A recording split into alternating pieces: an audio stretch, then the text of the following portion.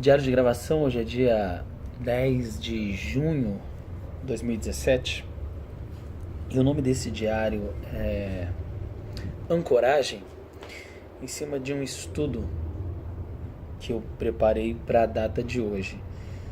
Há alguns diários atrás eu falei que estava lendo um livro, inclusive eu coloquei o nome do diário quando eu comecei a lê-lo, de Finanças Comportamentais.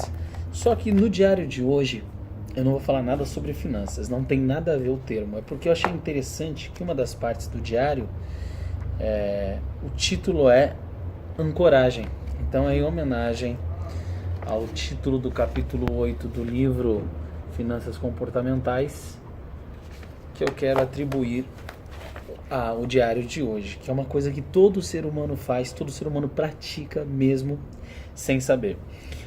Foram alguns estudos realizados sobre ancoragem. E aí, antes de ir para o estudo, antes de dar continuidade, eu vou ser breve pra caramba nesse estudo. Eu quero dar aqui os meus, já finalizar nos parágrafos, no que eu coloquei de tema. Que o termo ancoragem vem de âncora ou ancorar, que é estacionar. Quando o barco ele atraca, ele ancora, ele pega a âncora, joga a âncora e ela estaciona o barco naquele local. Antes do barco poder encostar, o capitão ele tem a visibilidade do local, ele vê se aquele local é estratégico ou não para ser ancorado. Se é um local que permite com que o barco fique ali tranquilo, de forma calma. Na vida nós fazemos iguais. Nós nos ancoramos em quem? Em pessoas, em amigos, em trabalho. Quantas pessoas não trabalham insatisfatoriamente, insatisfeitas, porém estão ancoradas, porque o salário de repente é bom, mas o chefe é chato. De repente o chefe é até legal, mas na visão dela é um chefe chato. De repente a empresa é uma boa, mas ela, por ser uma pessoa negativa, não valoriza a empresa e só vai dar valor, coisa que acontece muito, depois que sai, pede a conta, vai para outro lugar e vê que de fato ela tinha um emprego, que estava no céu e não sabia disso. Acontece com muita gente essa situação. Mas o exemplo dos navios é fascinante para a nossa vida. Aí eu escrevi o seguinte aqui, ó: o verdadeiro significado de ancoragem, principalmente quando se tira da palavra o A e o N, o AN, o que resta é a palavra coragem. Não coragem de seguir em frente, e sim coragem de parar, porque para parar a gente também tem que ter coragem. Parar é refletir, analisar o fato, analisar o momento para a tomada de decisão. É ter toda a ancoragem baseada em experiências próprias ou alheias. Eu escrevi aqui próprias, que eu posso me ancorar naquilo que eu acredito que é bom ou mal para mim.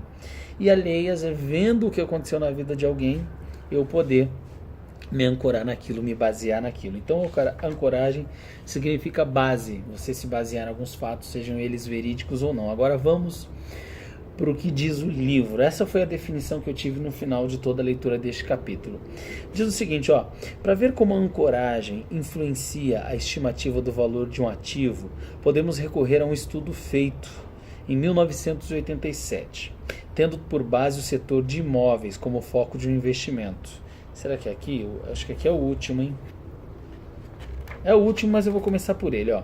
Então foi feito pegaram um imóvel, no setor imobiliário, pegaram corretores e analistas, estimaram o valor de uma casa que havia acabado de visitar. Ao final da visita, antes de dar a avaliação de preço justo para o imóvel, os profissionais, os corretores, os agentes e analistas receberam um panfleto repleto de informações objetivas sobre a casa em questão, dentre elas o preço pedido pelo proprietário. Os pesquisadores dividiram avaliadores em dois grupos, então separaram um grupo de corretores e separaram outro grupo de corretores. Um visitou de manhã e outros visitaram no período da tarde.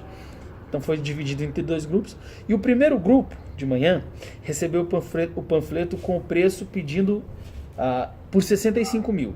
Então os proprietários pediram naquele imóvel 65 mil dólares.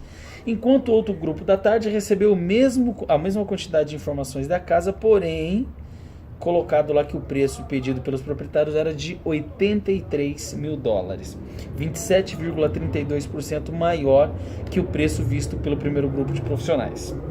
O primeiro grupo, que tinha o preço no valor de 65 mil, fez em média para o imóvel questão de uma estimativa de preço justo de 67. Por outro lado, o segundo grupo, que havia visto as mesmas informações, porém com o preço de 83 mil, fez a estimativa do preço justo de 75, ou seja, 12% maior que a avaliação do primeiro grupo. E você pode pensar que 12% é pouco. Não, mas se tratando de um mesmo imóvel e lido as mesmas informações do panfleto, a diferença de preço é muito grande. É isso que é obtido. Ambos se ancoraram no valor estipulado, que gerou aí tamanha diferença na avaliação dos profissionais que participaram do estudo. Ou seja, de 65 mil para 83 mil é muita coisa. É muita coisa. Por exemplo, eu tenho uma caneta. Vou dar um exemplo. Essa caneta custa R$1.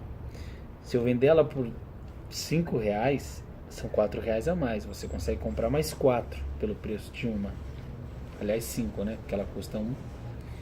Se eu falar que ela custa 2, tudo bem, você compra 2. Mas se eu falar 5, então eles colocaram, simplificando, a caneta.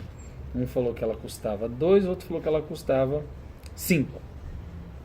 E um chegou no preço de 4, outro chegou no preço de 3, que é uma diferença de uma a mais. Tudo bem, se tratando de caneta é muito baixo o valor, mas se tratando de 65 para 83 mil é muita coisa, é muito dinheiro. 12% faz completa diferença em muita coisa na vida. Como a corrida de um cavalo, de cavalos, né? Os cavalos correm, às vezes, do primeiro colocado que foi o campeão para o segundo colocado, se conta ali minimamente ali, né? A métrica é muito mínima. De repente a linguinha que o primeiro colocado colocou para fora fez toda uma diferença. É uma língua, mas fez a diferença. Amanhã todo mundo vai se lembrar do vencedor e vão esquecer o segundo colocado por coisa mínima. Então, realmente, se tratando de dinheiro, faz diferença. E como eu comecei pela última base de estudo, teve mais um estudo que foi realizado a respeito de ancoragem também. Quando se trata do assunto ancoragem, significa que nós, seres humanos, nos ancoramos em base do que vemos, do que ouvimos, do que fomos influenciados ao longo da vida. Por exemplo, o jovem que hoje fuma cigarro. Como que um jovem que nunca nem soube o que era cigarro, ele vai lá numa padaria, ele pede um cigarro, ele tira 2, 5, não sei quanto custa um maço de cigarro do bolso, um jovem lá de 18 anos, e compra uma carteira de cigarro. Ele nunca ouviu falar do cigarro. O que fez ele ir lá na padaria? Isso não existe.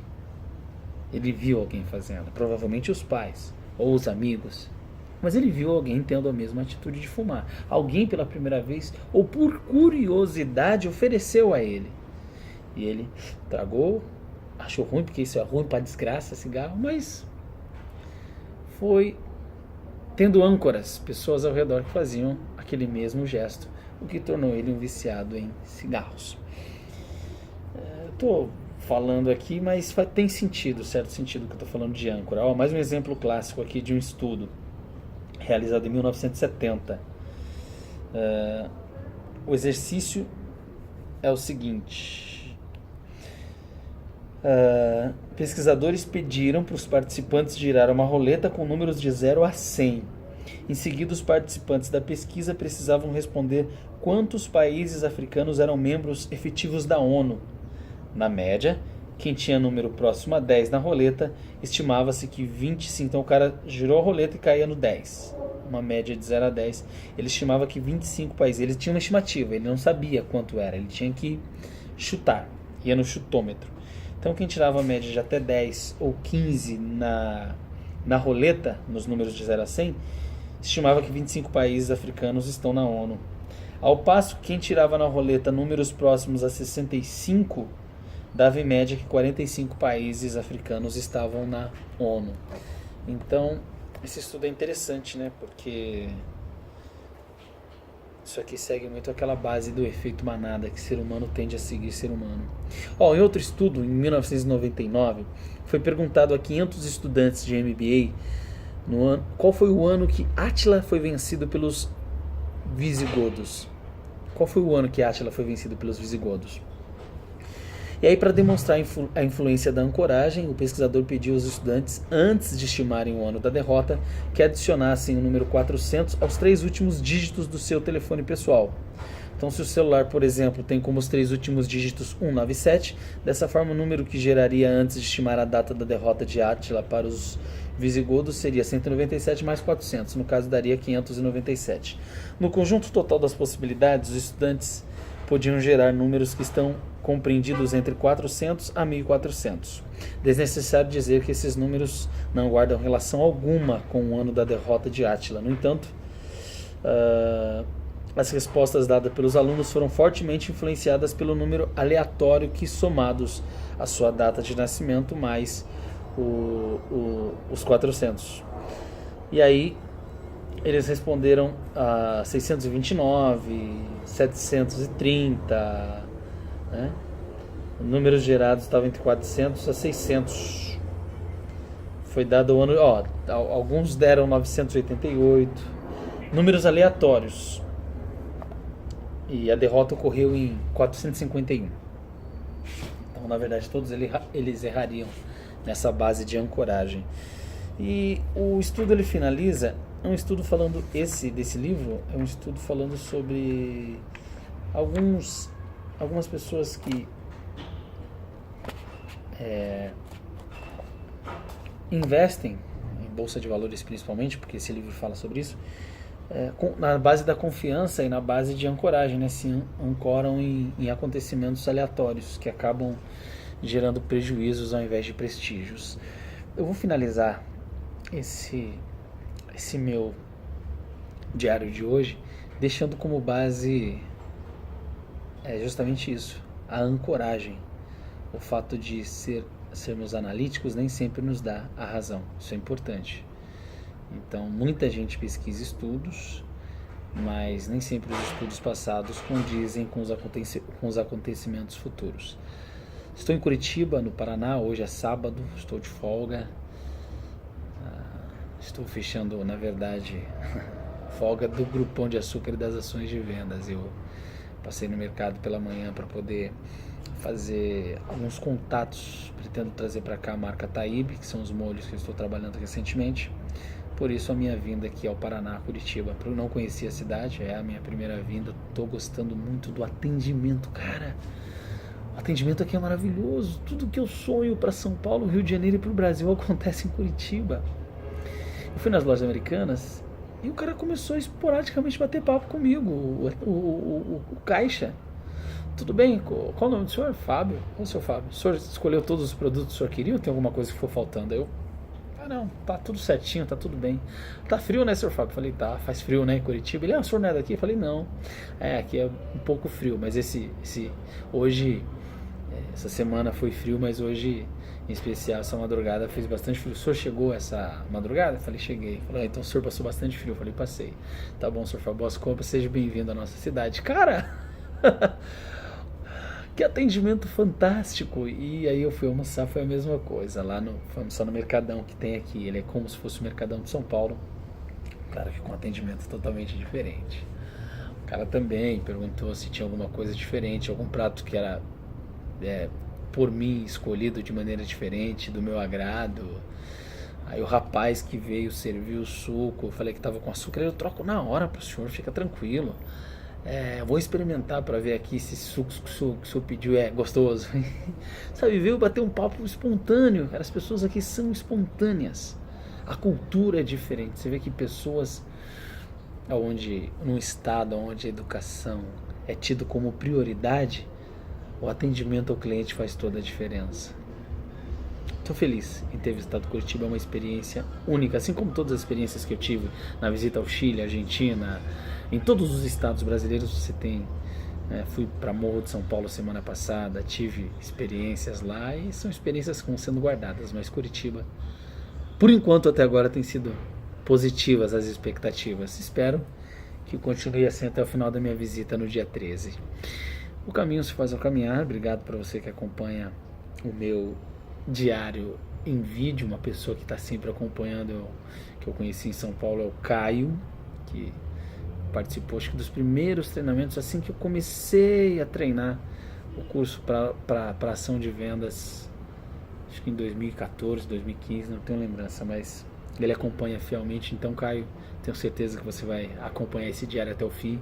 Deixa aí seu comentário do que você achou dessa ideia que eu tive sobre ancoragem, né? Na verdade, já existe a questão de ancoragem, mas eu não tinha esse ponto de vista de me ancorar nas coisas sem ter a percepção do que está fazendo, né? Até para parar, para ancorar, é preciso ter coragem. Até o próximo encontro. Ontem eu não gravei o diário, cheguei cansado aqui em Curitiba, eu até pensei, veio na mente.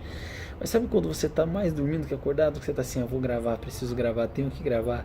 E aí o celular tava sem bateria, eu olhei assim e falei, fica para uma próxima. E acabei não gravando o diário de ontem, deixando para gravar hoje. Gravei anteontem, não gravei ontem, mas hoje tá aí o meu diário Ancoragem para você que acompanha. Quem sabe amanhã eu grave.